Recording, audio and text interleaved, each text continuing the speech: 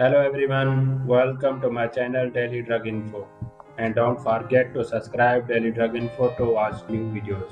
Today I will describe drug pregnancy categories, its information, use of medicine in pregnancy.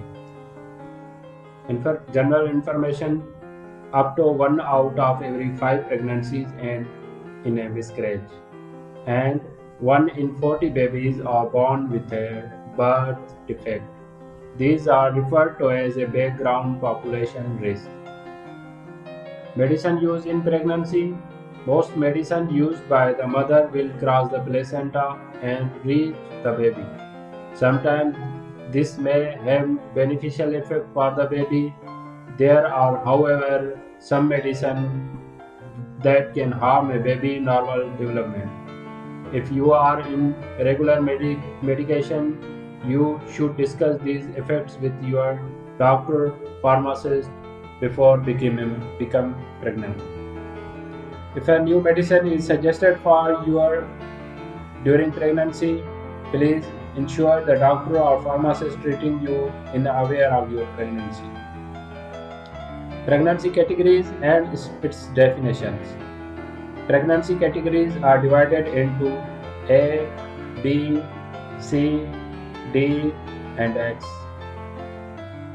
Category A: generally acceptable. Control studies in pregnant women show no evidence of fetal risk. Category B may be acceptable. Either animal studies show no risk but human studies not available, or animal studies show minor risk and human studies done and show no risk. Category C: use with caution. If benefits were risk, animal studies show risk, and human studies not available, or neither animal or human studies done. Category D: use in life-threatening emergency when no safer drug available. Positive evidence of human fetal risk. Category X: do not use in pregnancy. Risk involved outweigh potential benefit. Safer alternate exist. Thank you for watching Daily Drug Info.